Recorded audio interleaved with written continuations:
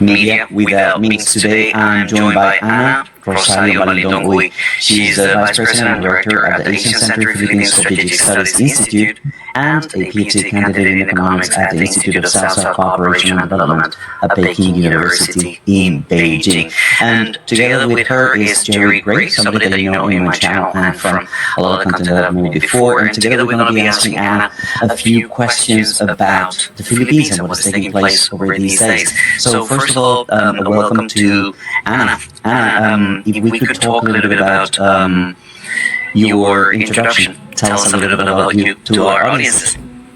Okay, thank you so much, Jerry, and thank you, Fernando, for inviting me to your program and at this platform. I'm Ana Malindog Uy, and as Jerry has said, I'm taking my PhD. I'm actually right now in my writing of my PhD dissertation, and it has something to do with the South China Sea, but it's being approached in an economic sense or economics. And at the same time, I'm also a human rights activist. I'm also, I'm a consultant of some NGOs and a writer. I'm a columnist of Manila Times. So every Saturday I published.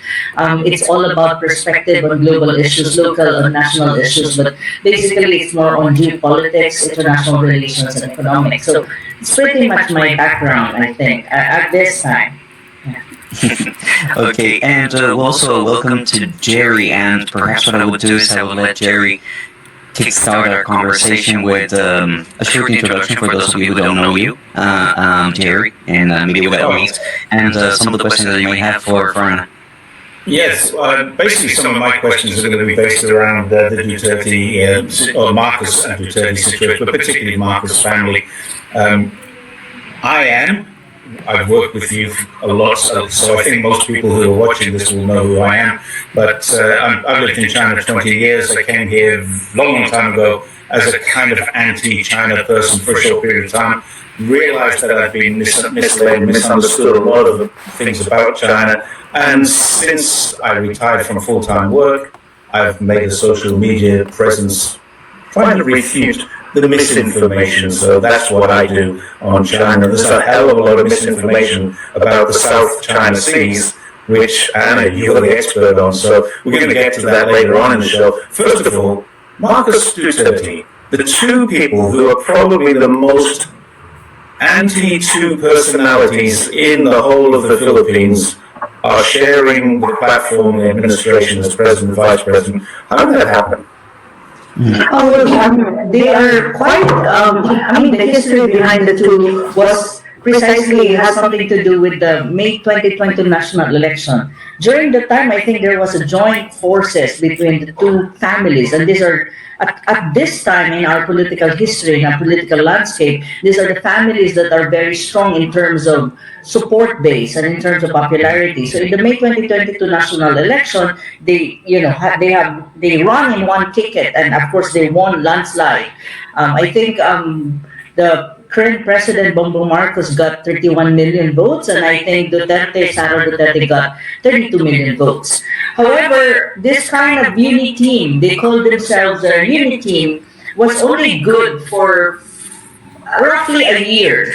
But after a year, it became rocky to a certain extent because there are certain elements in the side of the current president who would want to a certain extent, and kind of did something to play the vice president in a way that is not good, by accusing her of many things. Like, for example, now there is an accusation of some kind of corruption in terms of the confidential fund of the vice president and many other things. But I think these are all political intimidation and political harassment, because the way I see it, the current Marcos administration, the Marcoses, and even the Romualdeses, because the Romualdeses, the Speaker of the House is a Romualdez, which is the cousin of the current president. I think they see Sara Duterte as the presidential front runner, even in the next coming presidential election, and that will be May 2028.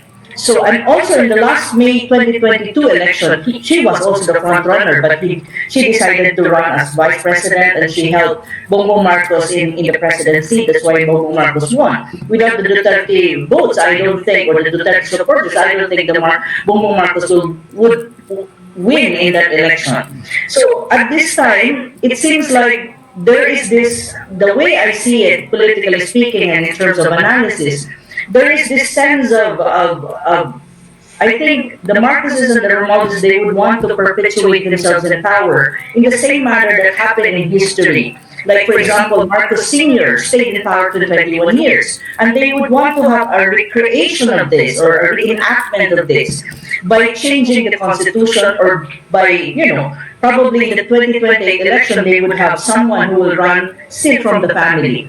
So, but the problem to that kind of ambition or kind of projection, politically speaking, by the Marcoses and the Romualdezes is Sara Duterte is still the front runner in the 2028 election, even in the survey. So how would you perpetuate yourself in power if you have someone like her that is some kind of a block to your ambition? The only way to do that is is to impeach the vice president. And now you have different cases being filed against the vice president at the House of Representatives. She's facing a lot of congressional hearings, political intimidation and political harassment, and painting her as if she is a corrupt politician of greater extent. But Filipinos like me would understand that these are all part of politics. These are all part of trying to eliminate the vice president in the presidential race in the 2028 national election, and trying to put the Duterte kind of popularity to a low, or to reduce it drastically by painting the Duterte as the bad guys now in the Philippines, in a way that's like, for example, telling there's a congressional hearing at the moment against the previous administration fight against illegal drugs, and they're trying to paint it in some way that is a human rights violation and all of this, and there's ICC thing. So everything is there, and the whole forces of the government is like there pushing to the wall the current vice president, Sara Duterte. So that's pretty much the situation in terms of political dynamics in my country. But that is beside the point, because if you look at the country at the moment also, it's really facing a lot of difficulties in terms of economics, in terms of current rising crimes, high prices of goods. The peso is also the peso, I think, is very weak compared to the dollar, and it affects our economy. So there's a lot of domestic issues that is happening, plus this political tension between two biggest families in the Philippines, plus a foreign policy that is defective and very much linked to the United States. So if you put them together, it seems that the Philippines is facing a lot of challenges and problems, and it seems that our situation is not necessarily positive. It's a bit negative in that sense. It is very interesting to me to see this ticket of Duterte and Marcos going together. I remember in a podcast I did with Geopolitical Trends just a few days ago with Dr. David Love, you mentioned that she was much more popular than Marcos.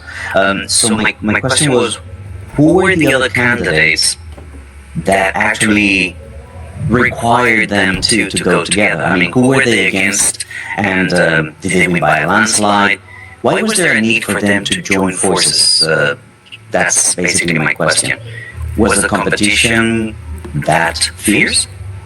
I think during that time, before the May 2022 election, I think there were some politicians who were trying to broker the tandem of Duterte and Marcos, because if the bailiwick in terms of political machinery, and the bailiwick of the Marcos is in the north, while Sara is in the south, which is the Mindanao, and you have the swing votes. But if you really, so there were a lot of politicians trying to put them together to ensure victory, to ensure landslide victory for both of them. But I want to qualify this, because the former president, the father of Sara Duterte, actually did not agree with this kind of ticket. he did not support Bongbong Marcos in the election. He was very clear. He doesn't like Bongbong Marcos. He had his own reasons. But on the other hand, it seems Sara, actually, the former president wants Sara Duterte to run for president. But the problem is Sara decided to run as vice president and help Bongbong Marcos to win, because that is really the case. She was courted by the sister of Bongbong Marcos, who I think is her friend. That we need your help. We need you for Bongbong Marcos to win. And I think in the mind of Sara Duterte, this is just my analysis, is probably she accepted that kind of agreement and kind of unity, quote unquote, because probably she was thinking that whatever her father had started, it will be pursued by the Marcos administration if Bongbong Marcos win. Like, for example, an independent foreign policy, the build projects, the infrastructure development project that was started by her father, Rodrigo Duterte. That, because I'm the vice president or my president, we can talk this out and probably will pursue everything that my father has started. Something to that effect. But what happened was the reverse. Nothing really happened. It was, Bongbong Marcos had about 180-degree pivot when it comes to foreign policy. He did not really follow through with the build project, which is infrastructure. And in terms of the fight against illegal drugs, there's no such thing at the moment. And as you can see, drug problems are rising, criminalities are rising. So in terms also of relationship with China, he promised in the campaign that he will pursue a very constructive relationship with China, especially in the economic front, and his foreign policy will be independent, that he will have an equidistance between the United States and China, but it never happened. As you can see, our diplomatic relation and political relation with China is not good at all. It's not just about the South China Sea, it's really more about the strong, heavy influence of the United States under the current administration of Bongbong Marcos. So this is really the dynamics. But when you talk about the ticket in the May 2020 election, there were certain politicians that really tried to put them together and convince them that this is the best possible scenario for the country, that you have a very popular vice president and a very popular president. And when you talk about policy, since both of them are very popular, well supported by the majority of the Filipinos or almost all Filipinos, then everything will be easier when it comes to passing policy, implementation of policy. There would be legitimacy because people would believe them and would put their trust on them, because both of them are well supported by Filipino people. And we thought, even I thought that Bongbong Marcos will follow through his campaign promises, and I think also the vice president have that kind of impression or thoughts, but that never happened really. It's the complete reverse of what is going on in the country right now, and Bongbong Marcos did not follow or did not even try his best to meet or to even fulfill the promises that he said during the campaign. And now you can see that the two are not anymore friends. They are really from opposing poles, and you can see the exchanges of words in media. And now the vice president is facing 2 impeachment cases in the House of Representatives. And one thing that we have to remember, the House of Representatives is controlled by the Marcoses. I mean, the president has a hand on the House of Representatives because the speaker is the cousin of the president. So in a way, you can see the dynamics between the two, the vice president, the presidents are not good. And I think Sara Duterte is being pushed to the wall at this time. Imagine the whole government of Bongbong Marcos is now ready to fight against the vice president. And she's facing a lot of cases, legal cases being filed against her. So that is pretty much the situation in my country at the moment. When you talk about political dynamics, when you talk about the two very popular but very strong, that both of them have a strong voting base or supporters thus far. But I think I would qualify that too. But I think when you talk about support, I think Sara or the Duterte has more support. Majority of Filipinos, I think, support is on the side, I think, are more on the side of the Duterte. However, BBM or Bongbong Marcos, he has the support of the politicians. Majority of the politicians, because he has the money, you know. That's a question I wanted to come to, Anna, if I can. Do you think he made these promises, he made these commitments, and it did look like when he was first elected, his first visit was to China, where he met with his uncle Xi, and this was all looking quite positive for a couple of months, and then it really started to unravel. Is there any indication as to what it was that I mean, the rumor, the gossip, the speculation is his money is locked away in the United States, where I believe another cousin is the ambassador to the United States. Another cousin, yeah. So all of his money is locked away in the United States. Do you think that influenced all of these changes, or is there something else? Well, many Filipinos, I cannot confirm that though, because I need to have proof for that. But Dr. David O actually said that he knows about these things, and he said that, yeah, your speculation is correct actually, that I know. He said, I personally know, I had an interview with him. But this is one of the reasons, this is one of the speculations that are playing in the minds of many Filipinos, even analysts, that, you know, but probably that Marcos Jr., that 180-degree pivot, and having a foreign policy, and that is very much leaning to the United States. And yes, you can see the United States really has a hand on his administration. It's one of the speculations right now, one of the possible reasons or that could explain that is, yeah, there's a deal between him and Biden that, you know, the frozen asset could be released in a way if he will follow the dictates of the United States. But as of the moment, that is a speculation. But as far as Dr. David O is concerned, it is not a speculation, but it is correct. Yeah, he told me so. And it's like, really? Oh, wow, my God. So it means this is not a speculation. But that's another thing I think is,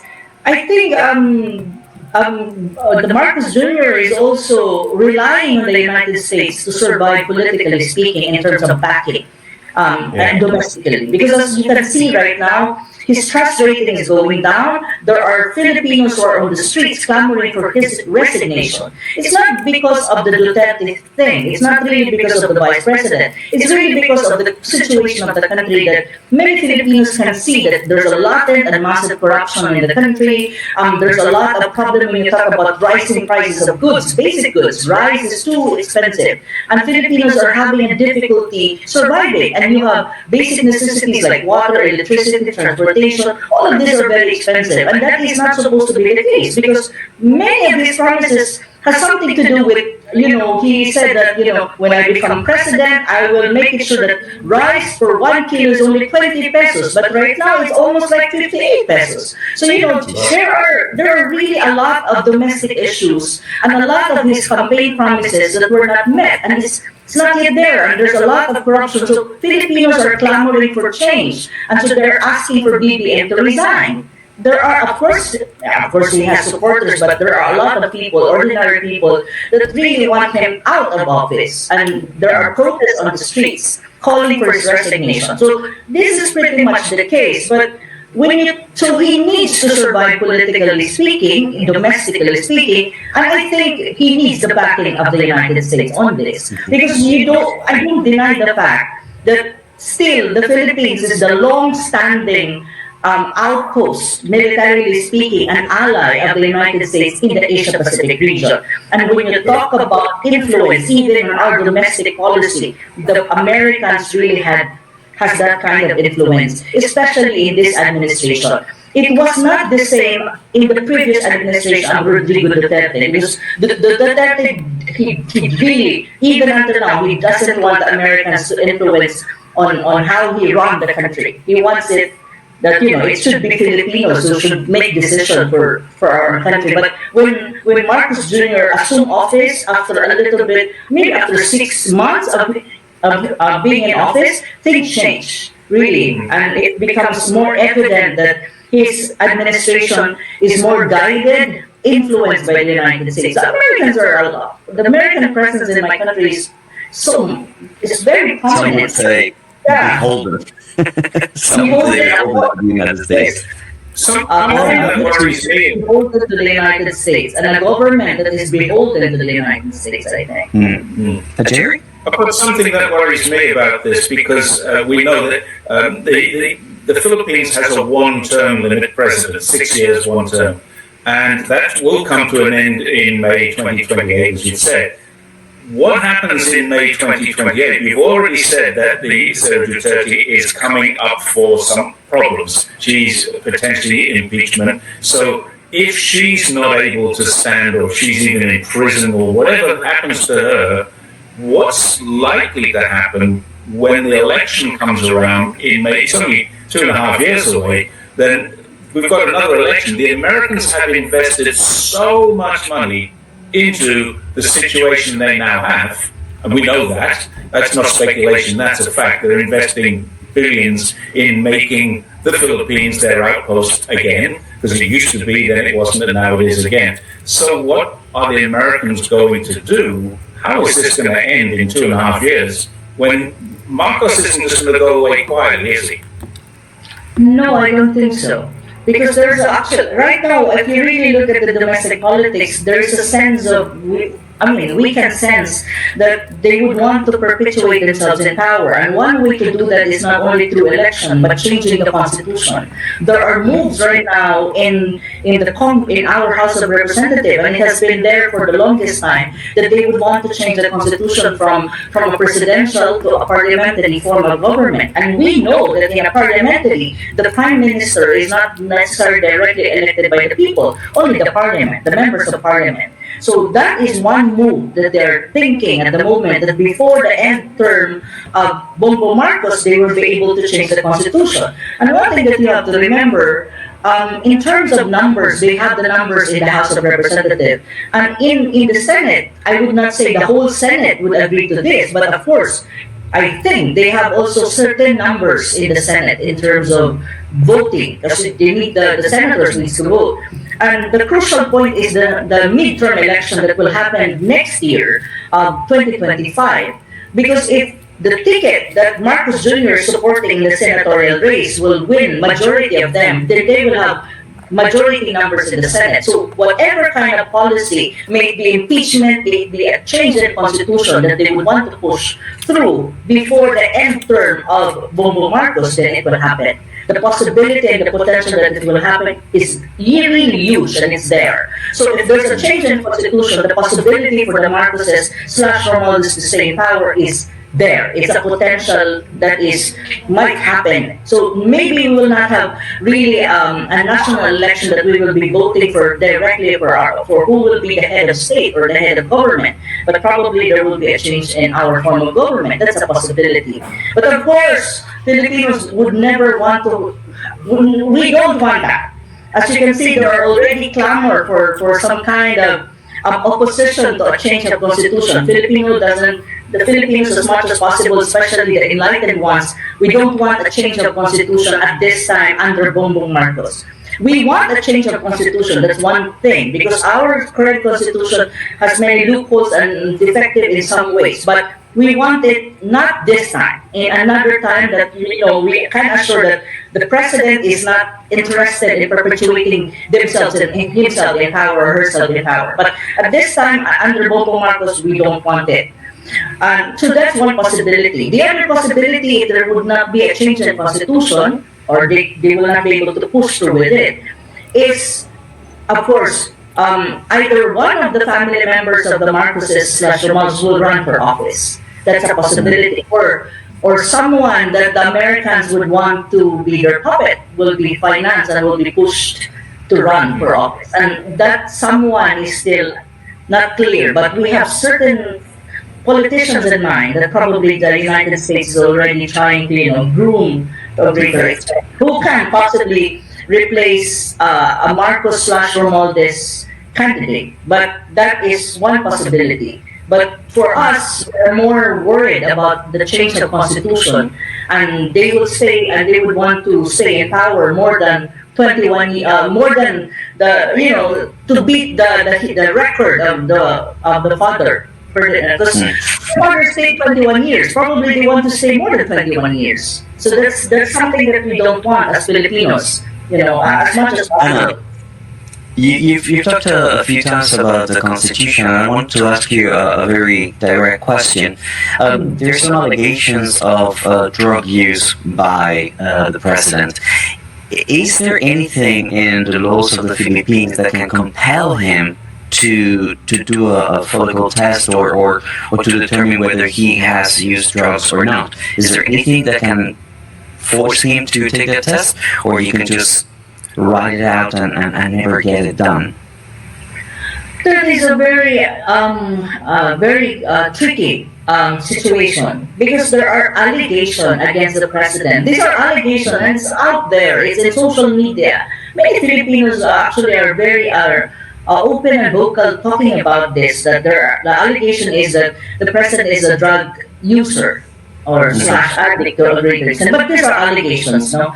So, but some people would say that it's true, some people would say that it's not. But at the end of the day, this is also a problem in terms of the moral ascendancy and integrity of the presidency, of the office of the president, and of the president. So, actually, there's a call for him to take a drug test to put a stop to this issue first and foremost, and for people to focus on what is important, and that is governance and taking care of, taking care of whatever kind of governmental functions that he needs to attend to. Because right now, Filipino are focusing on this kind of personal issue. That's a personal issue as far as I'm concerned. However, the president is not taking it seriously, and I don't know why, and he kind of set this aside as an issue. But in our constitution, there's no explicit provision on this that you can push it and read. There's none explicit. However, it's an issue of public trust, and it's an issue of health of the president, because drug use may be an allegation. It's still related to health, and it's related to mental, the mental health of a person, and it's an issue of public trust. And in this too, there are provisions in the Constitution that you should not deceive the public. You should honor the trust given to you by the public. However, even we have those things, we have those provisions in our Constitution. At the end of the day, it's still on the side of the president. How we gonna address this kind of allegation? But at the moment, it seems that he just set it aside as if it does not exist, and he laughed about it. But people like me, it's not a laughing matter. I'm not saying that it's true, but what I'm saying is these are allegations that needs to be settled and needs to be addressed by a sitting president, because it taints the office of the president. It's not just about him, it's about the presidency. It's the office of the president that is now tainted because of this allegation, and the public trust that we have for that office. So that is the matter, that's the issue. And even in my column in last Saturday, I'm saying that the president should take this seriously and, do a drug test. It's not hard to do a drug test. You just go, it's a hair follicle test, and that's it. Maybe in 1 hour, you have the test and show it to the public. Make it public. So what's wrong with that? Anyone, even I, if you ask me for a drug test, I'll do that anytime. But the you do that because you haven't taken drugs. Probably. Well, I don't. Definitely no. I'm quite happy. You can take some of mine too. I mean, anytime, So that's the question of many people, even of Filipinos, ordinary. Why is it hard for him to do it? When it's not a rocket science. It's a procedure that you can do it in 1 hour and you have the result, and you just have to publicize the result, and that's it. Everything's settled. But he seems not to. It's only settled if he's not taking drugs. Exactly. It is very easy, but he's making it difficult for a reason. Anna, I wanted to pivot a little bit into your expertise, which is the South China Sea. One of the things that I recall from my time here in China is that during the Duterte presidency, things between China and the Philippines seem to be relatively smooth. But ever since Bongbong Marcos became president, and after he went to Washington, after having visited Beijing, things started to get rocky. My question is, Why do you think that is? And what do you think is the role that the Philippines is going to play in all these South China Sea disputes? Of course, there's history, and of course, there's present. So, could you talk us a little bit about the present? Bongbong Marcos and the South China Sea rocky situation that we find nowadays with the Sierra Madre, with all these encounters with the different Coast Guard. What is your perspective on the situation, and where have we been misinformed about the situation?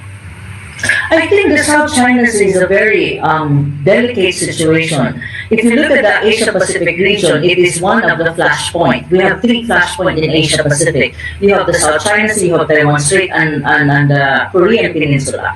But the South China Sea right now is more prominent, I think. It's precisely because of this kind of clash between China and the Philippines under a Bongbong Marcos administration. The thing here is like this. During the Duterte time, it was very clear in our foreign policy that we will pursue balance, independent as much as possible, and equidistant with all major and great powers in the region. And with regard to China, very clear. We will have cooperation on areas that we already have good relation and cooperation, but on the issue of the South China Sea, that's a separate treatment, and we will deal with it quietly, diplomatically, and peacefully. And that was really evident. So the whole 6 years of Duterte was very good, and there was no megaphone diplomacy policy. But one thing also that is very clear during the Duterte administration, he never allowed the United States to dictate for our foreign policy or even the policies of the country. He was very strong on that. That's why the Americans will never want to have another Duterte as president of my country. That's why they will never allow Sara Duterte to be president of the country, because precisely they cannot control this kind of people. They are very independent-minded, and they have this strong stand for what you call independence of the country, and they have a very their understanding of our history, especially the colonization period, is very strong, especially the former president, Rodrigo Duterte. But right now, our relationship with China is not good, politically, diplomatically speaking. The South China Sea issue is actually not just an issue between the Philippines and China. There are other claimant states, but it's very weird that it's only us, the Philippines and China, that are so noisy. I always have skirmishes in the South China Sea, while Vietnam, Malaysia,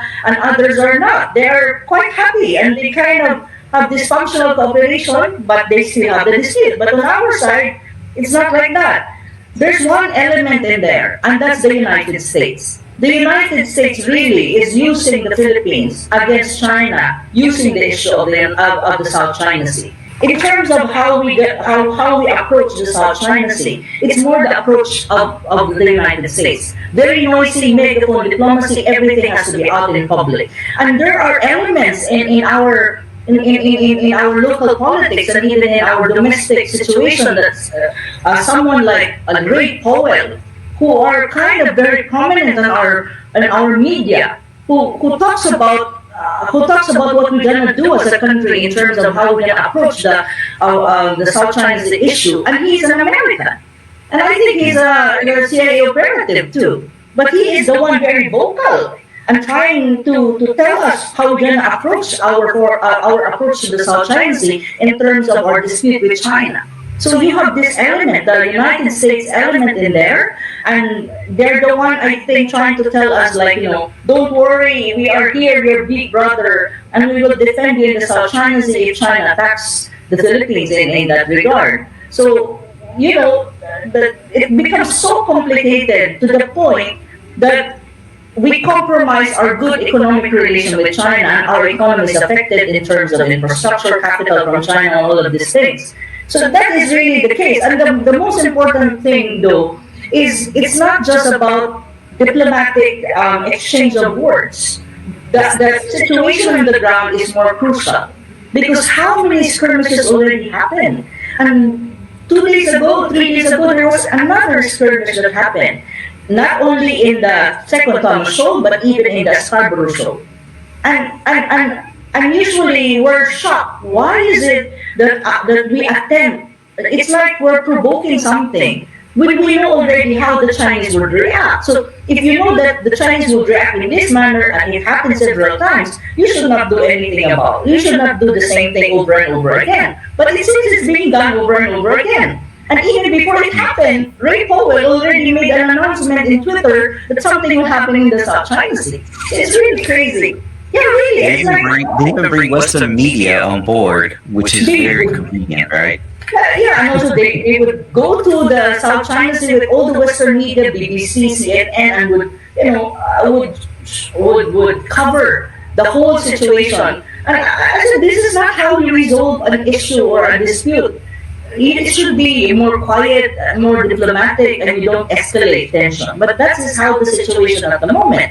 So the thing here is, the United States is interfering in the South China Sea, which it should not, because it's not part of the dispute. But the way I see it, geopolitically speaking, is they have their own interests to protect in that area. And that's what you call freedom of navigation. And it's not about commercial ships. It's about their warships. That they want this warship in and out of the South China Sea without anyone saying no to it. That's the problem. But the problem also with the problem that the United States is facing is, in ASEAN region, they cannot control ASEAN countries. Because ASEAN countries like Vietnam, Indonesia, Malaysia, Thailand, and even Cambodia, Laos, they have an independent foreign policy. They have good relations with China, and they will never allow themselves to be used as a pawn or a proxy by the United States. They can deal with the United States in a friendly manner, they have good relations with China and the rest. But it's only the Philippines that the United States, under Bongbong Marcos, can control and use as a pawn against China, using the South China Sea as an issue. Because I don't see any business for the United States really to interfere in the South China Sea dispute. It's not part of the conflict. It's not from the South. It's not even part of Southeast Asia, for God's sake. You know, they claim to be part of Asia Pacific, but they're not part of Southeast Asia. And they're not even signatory to UNCLOS, but they're pushing us to use UNCLOS as a leverage against China. So this is pretty much crazy. And it's really also very weird because we Filipinos, we're Asians. Usually when we deal with problem and we deal with dispute, we have our own way of dealing with it that you don't need to escalate. Usually we want to de-escalate and solve it quietly. But our approach is very Western. That it clashes with the kind of approach that China wants. And what China wants is a bilateral negotiation and a multilateral negotiation at the ASEAN level. And to honor the DOC, the Declaration of Conduct and Parties in the South China Sea of 2012, and push for this Code of Conduct. But it seems that we're diverting from it as part of ASEAN. So, I mean, like, it's so weird. It's really weird. Well, there's only one common denominator of all of these things. It's really the presence, the strong influence of the United States in the Philippines under a Bongbong Marcos administration. That's very obvious. Everyone knows that. It's an open secret. If it's a secret, it's an open secret. That's really the truth of the matter. Well, I'm not saying this because I'm not a pro-American. This is really the case. Anyone who has a right mind and who can analyze, this is not rocket science, can see it clearly. And I think ASEAN countries knows this thing. I think all in ASEAN can understand. That's why ASEAN countries are very uncomfortable with the Philippines at the moment, because we make our own decisions without consulting them. But we want them to be on our side, but we don't consult them. Like, for example, the deployment of Typhoon missile system. We did not consult them, but it's there. And I think Russia and China are quite very uncomfortable about reacting.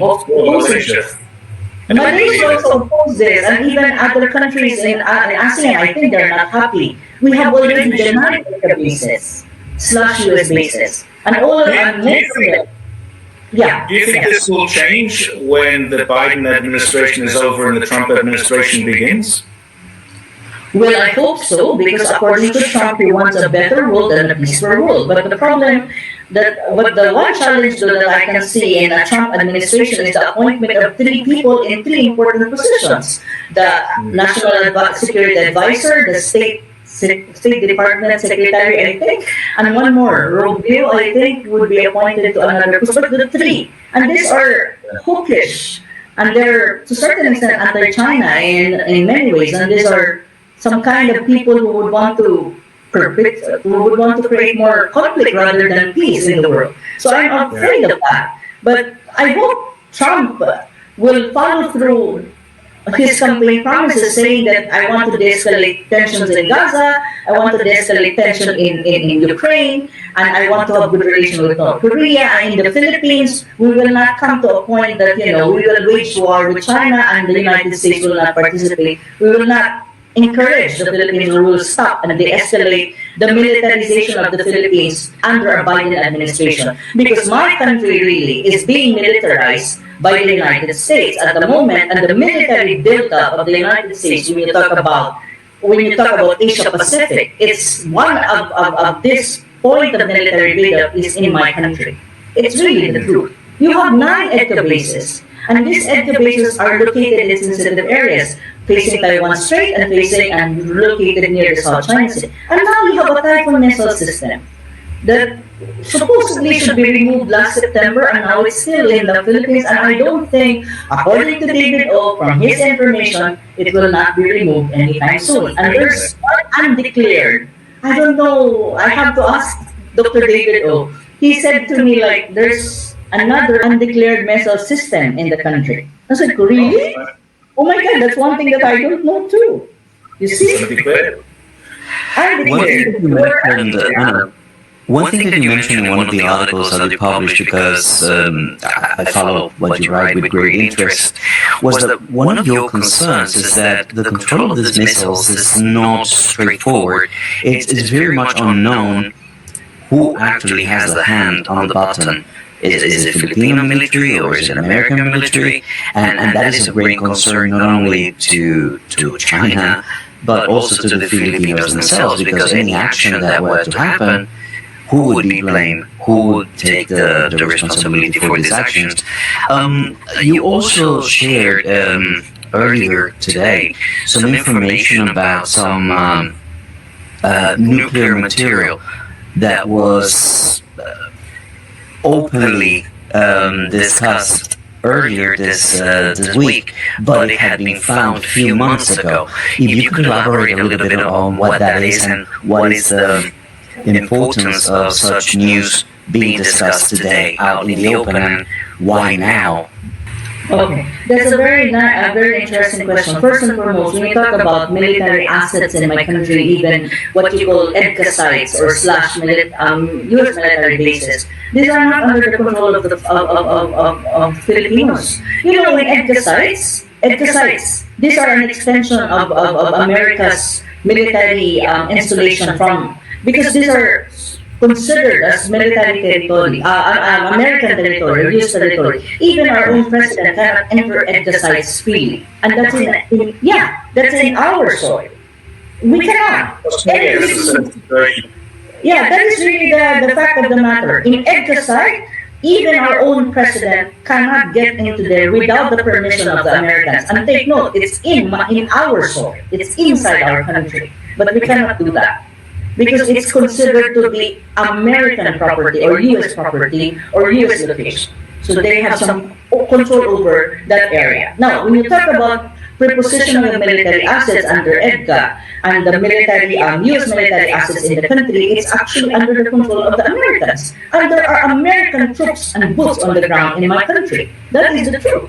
Because there is what you call BFA, the Visiting Forces Agreement. The Visiting Forces Agreement allow U.S. troops to rotate and stay in my country, but in rotational manner. So they are there. They are deployed in my country. There's not big like you have in probably in South Korea or in other, probably in let us say in other countries where the Americans are deploying their troops because there are wars. But in my country, there's a contingent of American troops in the ground. And these troops are the ones who control these military assets. Even I think the Typhoon missile system is controlled by the military officers, the U.S. military troops, not the Filipino troops. Because to be very frank, you need to learn how to operate this high-level military assets And it does not take one day to do that. You need to learn and be taught how to do this. And I don't think our military would learn all of these things in one day or even a month. So really, that is the case of the matter. So if you ask me if we have control over the EDCA sites / US military bases in my country and even the military assets from the United States, I don't think so. Even we don't have the spare parts, if in any case something happens to it, we need to import, we need to ask the United States. So even that, like for example, if you have a military asset and you use it, Filipino would use it, or let us say a helicopter that we given to us and we use it.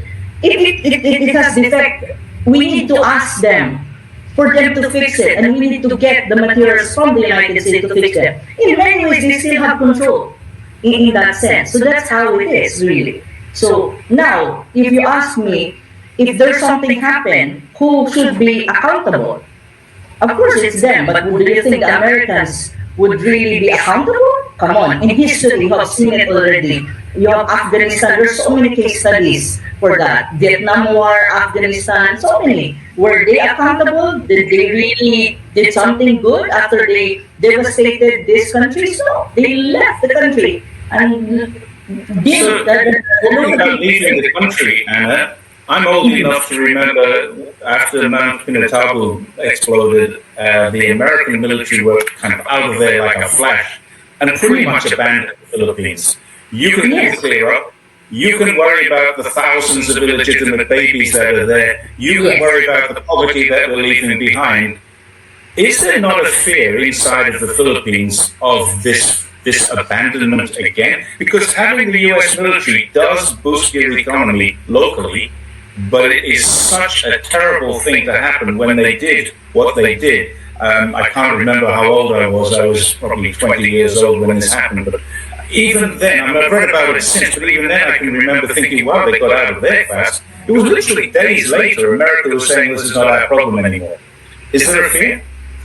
Of course, there are fears to that, but the problem in my country at the moment is the media is controlled.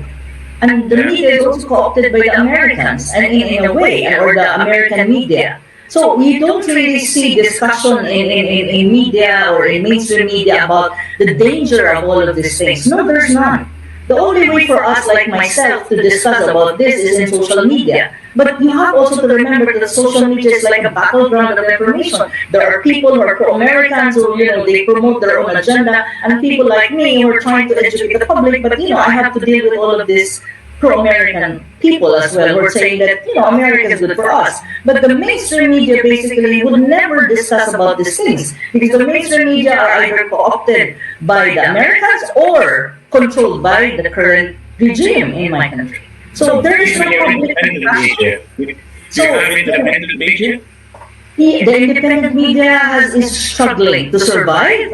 Of course, you need to survive, and is struggling as well to put their voice ahead, foot forward. Because you don't have a platform that you need a bigger audience. I'm really happy even right now that you are giving me a platform to speak. Because even in international media, no CNN, BBC will never interview people like me. They will interview people who are more pro-Americans and who will, how they will affirm that everything is okay in my country and the Americans are helping us. But people like me, they will never interview me. That's one thing for sure. I can assure you they won't interview us either. That's why I created Media Without Means, basically alternative information that people from the ground can share what's actually taking place in the countries, and then people get to hear the other side of the stories, the alternative to what is being fed in mainstream media. And I wanted to move on to the concept of multipolarity. We just saw the Syrian government being toppled, and a lot of people are worried about, multipolarity. Is it ending? Is it a challenge to the BRI? What is happening towards the future of multipolarity? But I wanted to focus that on the Philippines. What is the role of the Philippines in terms of multipolarity versus unipolarity? this Duterte Marcos conflict, the future of the next elections, how would that frame and shape multipolarity around the world? How does Philippines play a role in multipolarity? Okay, a very interesting question again. But before I answer the question, let me answer your question about the military, military grade uranium that was this. I mean, as under investigation right now. That it's a military grade uranium that was.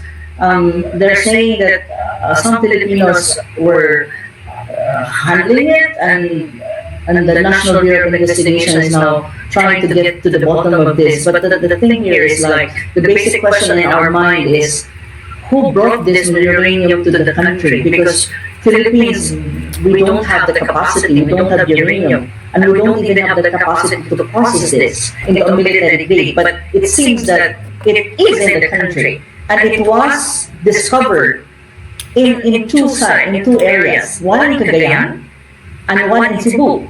And if you look at the EDCA/military bases in my country, there is one in Cebu and there's one in Cagayan. Now the question is, who actually brought these materials that can possibly create a nuclear weapon in my country? Or is it already there for the longest time, but it's only now that it was discovered because probably there was a mistake in delivery or whatsoever, because it's under investigation. So this is a very alarming situation for us Filipinos, because as much as possible, we don't want this in our country, and as much as possible, we have a strict policy even in our constitution that, we are a nuclear-free country, and even we adhere to ASEAN policy that ASEAN as a whole, the ASEAN region is a nuclear-free region. But with this kind of news, everyone is asking, who brought these materials to the country? And why only now that they put it out in the open when it already happened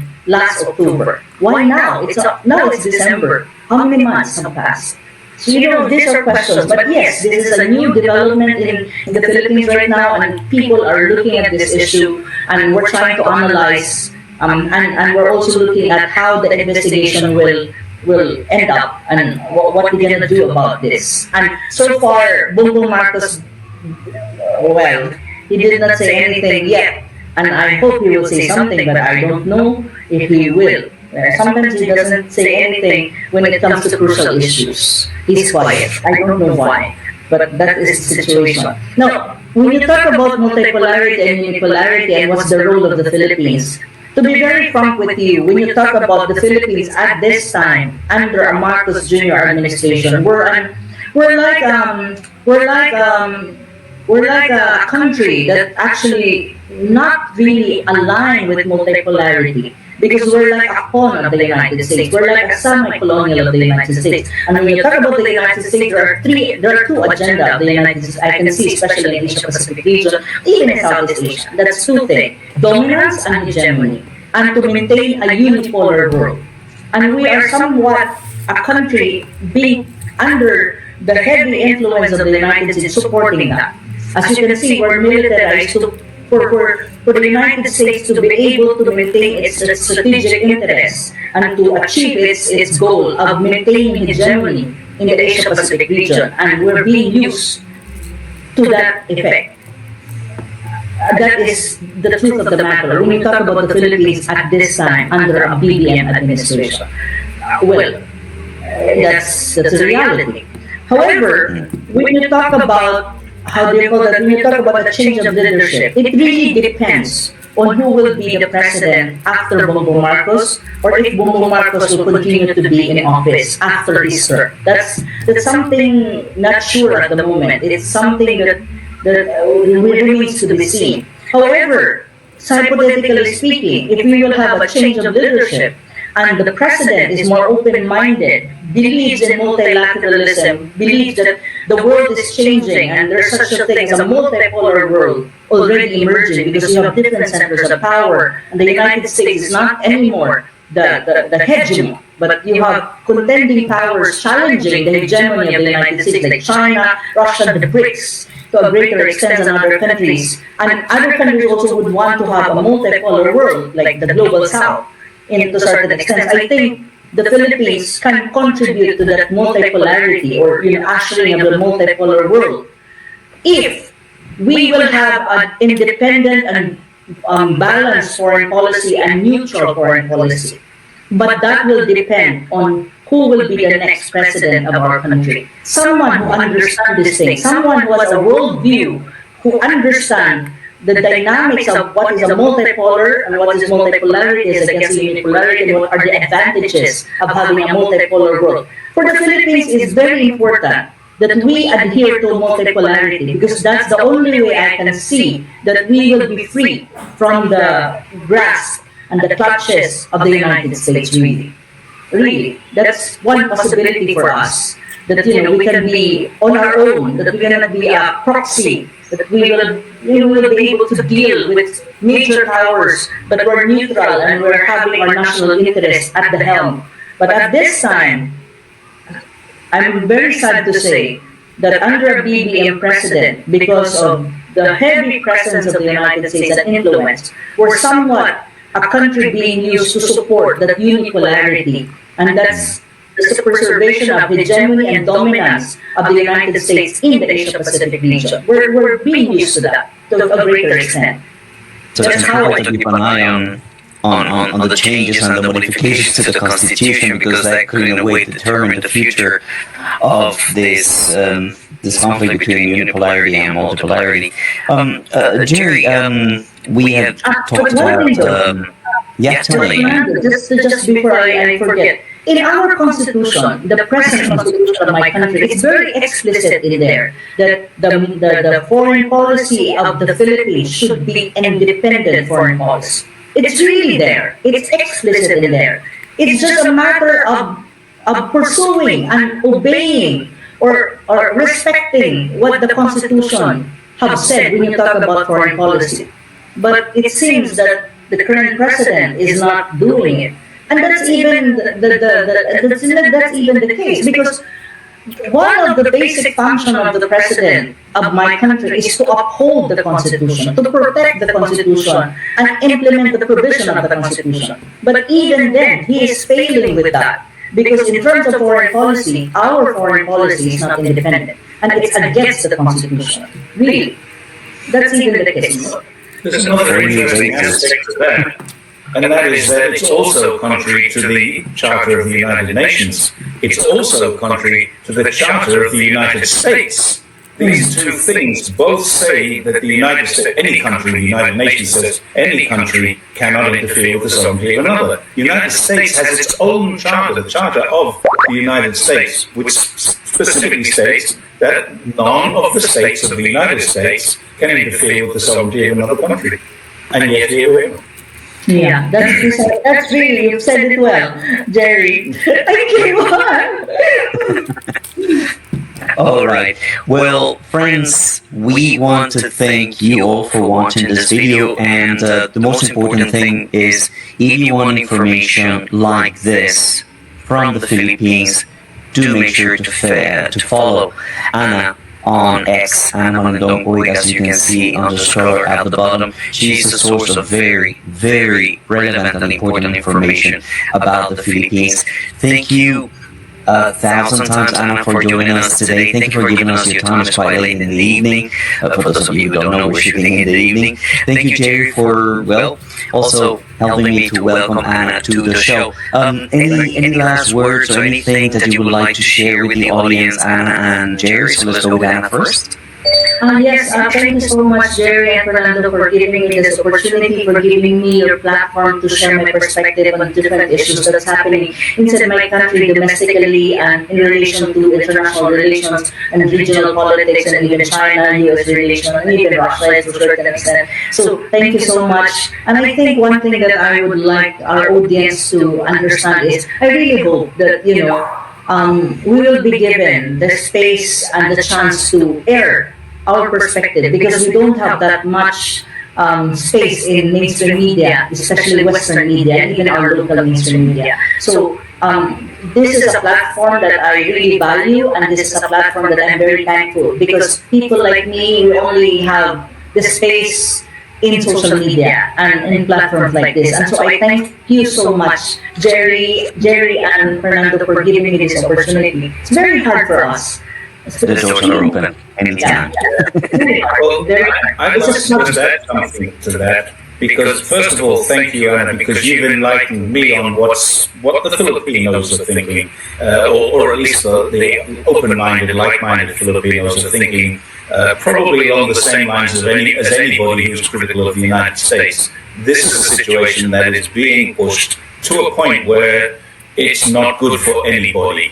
And it's the only winners will be the United States, and they'll be sitting back selling weapons. They won't be sending US body bags home. They'll be selling weapons as they're doing in Ukraine right now. So that's one thing we all need to be aware of. The other thing I'd like to say is I personally, and I'm sure Fernando would support me on this, would like to get you back to talk specifically about your human rights as well, rather than just the Philippines, because you are actually a global human rights activist, and I know you've been involved with Timor-Leste, and as an Australian, I know a little bit about that story. So I'd love to get you back on another evening and have another chat, but specifically about that, because you really have got some insights that the rest of us don't have. Thank you so much. Yeah, anytime, just let me know. Thank you so much really for this opportunity. It's a big thing for us, especially for people like me who belong to the more critical set of people who kind of see differently the current administration of our president at the moment. All right. Well, friends, thank you so very much. And, without much to say, we will see you on another video. Thank you so much, and take care.